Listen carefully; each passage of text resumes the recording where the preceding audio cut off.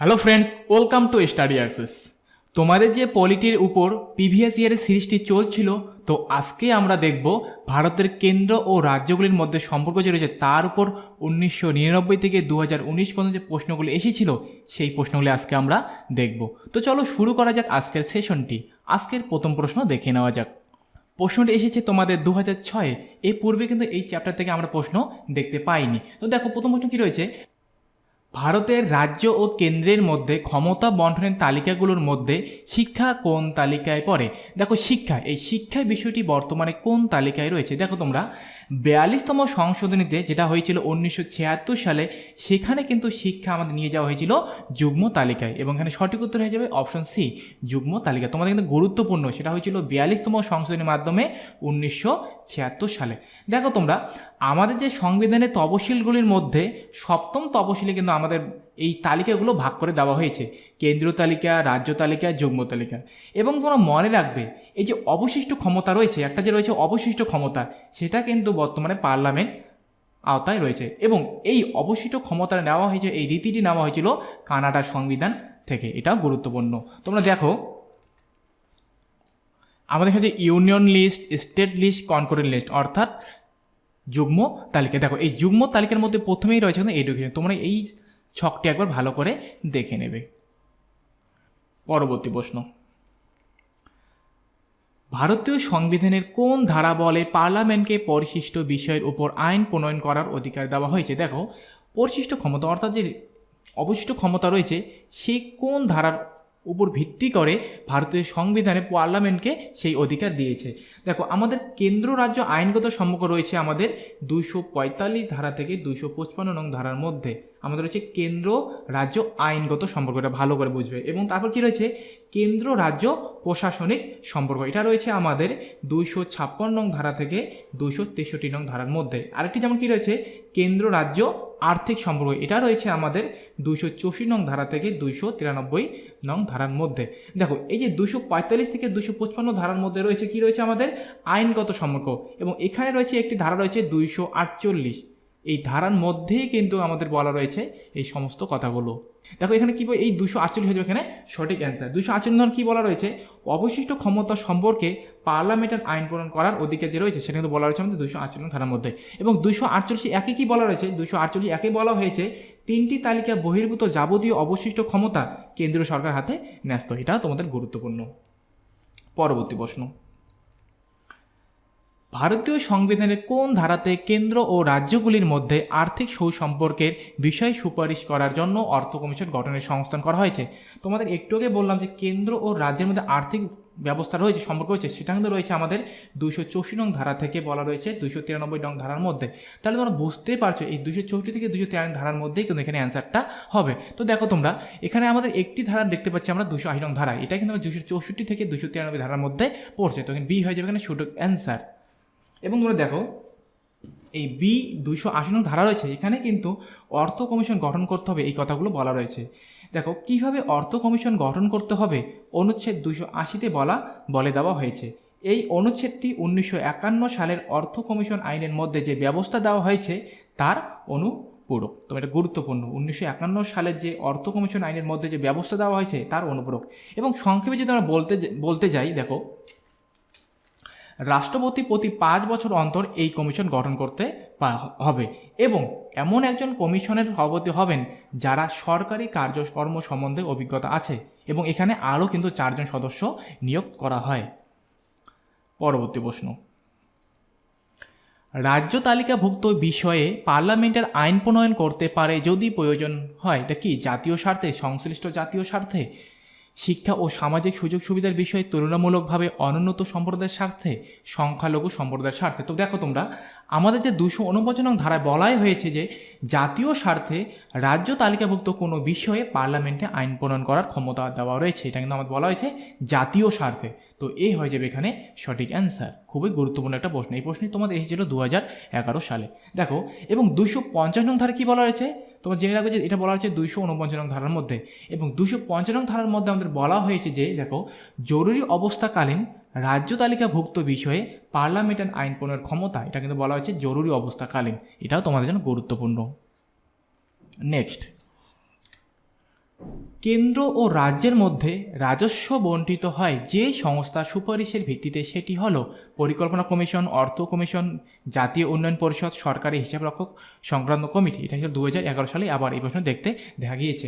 দেখো এটা কিন্তু হয় আমাদের অর্থ কমিশনের উপর ভিত্তি করে। এই অর্থ কমিশন যেটা রয়েছে আমাদের 280 নং ধারার মধ্যে, এবং এই অর্থ কমিশনে কিন্তু কেন্দ্র ও রাজ্যের মধ্যে রাজস্ব বণ্টিত করে এই অর্থ কমিশন সুপারিশের ভিত্তিতে। নেক্সট, নিম্নলিখিত বিষয়গুলির মধ্যে কোনটি যুগ্ম তালিকাভুক্ত? দেখো অপশন 1 কি বলছে, কৃষি। কৃষি আমাদের কোথায় রয়েছে? আমাদের কিন্তু রাজ্য তালিকায় রয়েছে। আর তোমাদের একটা কথা জানিয়ে রাখি, দেখো 246-এর একে কিন্তু বলা রয়েছে আমাদের কেন্দ্রীয় তালিকা, 246-এর আমাদের 246 কি বলা রয়েছে? যুগ্ম তালিকা, এবং 246-এর 3 কি বলা রয়েছে? আমাদের রাজ্য তালিকা। এটা কিন্তু গুরুত্বপূর্ণ। দেখো প্রথম অপশন কি বলছে? কৃষি কিন্তু আমাদের রয়েছে রাজ্য তালিকায়, অর্থাৎ এখানে রয়েছে। এবং পরবর্তী অপশন কি হচ্ছে? শ্রমিক কল্যাণ। এই শ্রমিক কল্যাণ রয়েছে আমাদের যুগ্ম তালিকা, তো এখানে বি হয়ে যাবে এখানে সঠিক অ্যান্সার। পরবর্তী অপশন কি হচ্ছে? দেখো সি জনস্বাস্থ্য। এই জনস্বাস্থ্য কিন্তু বলা রয়েছে আমাদের এই রাজ্য তালিকার মধ্যেই রয়েছে জনস্বাস্থ্য। এবং বীমা ব্যবস্থা কোথায় রয়েছে? এবং এই বীমা ব্যবস্থা রয়েছে আমাদের কেন্দ্রীয় তালিকাভুক্তই রয়েছে আমাদের বীমা ব্যবস্থা। তো আমি তোমার আর কিছু বলে রাখি যে কেন্দ্রীয় তালিকা আর কী রয়েছে। কেন্দ্রীয় তালিকায় রয়েছে প্রতিরক্ষা, বিদেশ, রেল, ডাক, মুদ্রা ব্যবস্থা, বীমা, এগুলো রয়েছে আমাদের কোথায়? কেন্দ্রীয় তালিকায়। যুগ্ম তালিকায় কী রয়েছে? শিক্ষা, যেটা আমি একটু আগে তোমাদের বললাম, বিদ্যুৎ, সংবাদপত্র, অর্থনৈতিক ও সামাজিক পরিকল্পনা, বন্যপ্রাণী, শ্রমিক ও কল্যাণ, এগুলো রয়েছে আমাদের কোথায়? যুগ্ম তালিকায়। এবং রাজ্য তালিকায় কী রয়েছে? রাজ্য তালিকায় রয়েছে পুলিশ, ভূমি ও ভূমি রাজস্ব, কৃষি, জনস্বাস্থ্য, রাস্তাঘাট, এগুলো রয়েছে আমাদের যুগ্ম তালিকায়। তোমরা এগুলো ভালো করে দেখবে কিন্তু। পরবর্তী প্রশ্ন, ভারতের কেন্দ্র রাজ্যের মধ্যে সম্পদ বিভাজনের ক্ষেত্রে কোন সাংবিধানিক ব্যবস্থা চালু আছে? ভারতের অর্থ মন্ত্রকের মাধ্যমে, পরিকল্পনা কমিশনের মাধ্যমে, ভারতীয় অর্থ কমিশন প্রতি 5 বছর অন্তর, হ্যাঁ এটি 5 বছর অন্তর গঠন করা হয়ে থাকে, উপরের কোনোটিই নয়। দেখো ভারতের কেন্দ্র রাজ্যের মধ্যে সম্পদ বিভাজন, এটা কিন্তু এই কোন সাংবিধানিক ব্যবস্থা চালু রয়েছে? আমাদের ভারতীয় অর্থ কমিশন, যেটা গঠিত হয় প্রতি 5 বছর অন্তর অন্তর। তো সি হয়ে যাবে এখানে সঠিক অ্যান্সার। নেক্সট, ভারতীয় সংবিধান অনুযায়ী কৃষিক্ষেত্র হলো, দেখো একটু আগেই তোমাদের এটা বলা হয়ে গেল, কিন্তু এটা আমাদের কোথায় রয়েছে? রাজ্য তালিকায়, অর্থাৎ অঙ্গরাজ্যের বিষয়। এখানে এ হয়ে যাবে এখানে সঠিক অ্যান্সার। নেক্সট, ভারতীয় সংবিধান অনুযায়ী রাজ্য বিধানসভাগুলি পাশ করতে পারে। দেখো অপশনে কি বলছে? কেন্দ্রীয় সরকারের বার্ষিক বাজেট। কেন্দ্রীয় সরকারের বার্ষিক বাজেট কোনোদিনও রাজ্য বিধানসভায় পাশ হবে না। অপশন বি কি বলছে? রাজ্য সরকারের বার্ষিক বাজেট। তো দেখো এটাই কিন্তু হয়ে যাবে তোমাদের সঠিক অ্যান্সার। রাজ্য সরকারের বার্ষিক বাজেট কিন্তু আমাদের রাজ্য বিধানসভাগুলিতে পাশ করতে পারে। এটা বি হয়ে যায় এখানে সঠিক অ্যান্সার। নেক্সট, ভারতীয় সংবিধান অনুযায়ী শিক্ষা একটি অন্তর্ভুক্ত। দেখো এই প্রশ্ন তোমাদের বারবার পরীক্ষা আসে দেখা দিয়েছে। দেখো এটা এসেছিল ডাব্লিউবিসি 2014 সালে, এই প্রশ্ন কিন্তু আমাদের এসেছিল। তো দেখো ভারতীয় সংবিধান শিক্ষা একটি অন্তর্ভুক্ত কোথায় রয়েছে? ইউনিয়ন লিস্ট, স্টেট লিস্ট, যুগ্ম তালিকা, উপরে কোনোটি নয়। তো তোমরা জানো এটা সঠিক উত্তর হয়ে যাবে অপশন সি, যুগ্ম তালিকা। পরবর্তী প্রশ্ন, কেন্দ্র ও রাজ্যের মধ্যে কর থেকে প্রাপ্ত টাকার বিভাজনের বিষয়ে উপদেশ দানের ভারতীয় প্রতিষ্ঠানগুলির নাম। দেখো এটাও হয়ে গেল একটু আগে প্রশ্ন, এটা ছিল 2015 সালে। তো সঠিক উত্তর হয়ে যাবে অপশন বি, অর্থ কমিশন। নেক্সট, আইন প্রণয়নের জন্য যুগ্ম তালিকায় অন্তর্ভুক্ত বিষয়ের সংখ্যা কয়টি? দেখো আমাদের যে কেন্দ্রীয় রাজ্য যুগ্ম তালিকাগুলো রয়েছে তার কিন্তু কতগুলি বিষয় বলে দেওয়া রয়েছে, কতগুলি বিষয় রয়েছে। দেখো যুগ্ম তালিকায় দেখো আমাদের মূল সংবিধানের যুগ্ম তালিকা ছিল 47টি, কিন্তু পরবর্তীতে বর্তমানে রয়েছে, অর্থাৎ বর্তমানে রয়েছে আমাদের 52টি বিষয়। তো এখানে সঠিক উত্তর হয়েছে কিন্তু 52। আর তোমাদের একটি বাড়ির কাজ, দেখো আমাদের বর্তমানে ইউনিয়ন লিস্টে কতগুলি বিষয় রয়েছে, তোমরা সেটা অবশ্যই আমাকে কমেন্ট বক্সে জানাবে। এবং সেটা কিন্তু বর্তমানে জানো যে 101 সংবিধান সংশোধনের মাধ্যমে কিন্তু সেটা সংশোধন করা হয়েছিল। তো অবশ্যই আমাকে কমেন্ট বক্সে তোমরা জানাবে। পরবর্তী প্রশ্ন, ভারতীয় সংবিধানের নিম্নলিখিত কোন ধারায় সাহায্য অনুদানের ব্যবস্থা রয়েছে? দেখো সাহায্য অনুদানের ব্যবস্থা এটা কিন্তু রয়েছে আমাদের 275 ও 282 নং ধারার মধ্যে বলা রয়েছে। 275 ও 282 নং ধারায় কিন্তু বলা রয়েছে সাহায্য অনুদানের ব্যবস্থা আছে আমাদের 275 ও 282 নং ধারার মধ্যে, সেটা বলা রয়েছে। অপশন ডি হয়ে যাবে এখানে সঠিক অ্যান্সার। নেক্সট, আইন শৃঙ্খলা নিম্নলিখিত কোন তালিকার অন্তর্ভুক্ত? দেখো আইন শৃঙ্খলা কিন্তু আমাদের পরে রাজ্য তালিকায়, যেটা একটু আগে আলোচনা করা হতো। সঠিক উত্তর হয়ে যাবে অপশন অপশন বি রাজ্য তালিকা, আইন শৃঙ্খলা রয়েছে বর্তমানে আমাদের রাজ্য তালিকায়। নেক্সট, ভারতীয় সংবিধানের কোন আর্টিকেলে গ্রাম পঞ্চায়েত সংগঠনকে বর্ণনা করা হয়েছে? দেখো, গ্রাম পঞ্চায়েত তোমরা জানো আমাদের যে গ্রাম পঞ্চায়েত আছে সেটা কিন্তু বর্তমানে রয়েছে নির্দেশমূলক নীতিতে সেটা গঠনের সম্পর্কে কিন্তু বলা রয়েছে, এবং আরও রয়েছে আমাদের যেটা জানো অন্যখানে কিন্তু আমাদের অন্য ধারাতে আমাদের গ্রাম পঞ্চায়েত সম্পর্কে বলা রয়েছে, কিন্তু সংগঠন সেটা কিন্তু বলা রয়েছে আমাদের নির্দেশমূলক নীতির মধ্যে, এবং নির্দেশমূলক নীতি রয়েছে আমাদের 36 থেকে 51 ধারার মধ্যে, এবং গ্রাম পঞ্চায়েত বলা হয়েছে আমাদের আর্টিকেল 40-এর মধ্যে বলা হয়েছিল গ্রাম পঞ্চায়েত সংগঠন।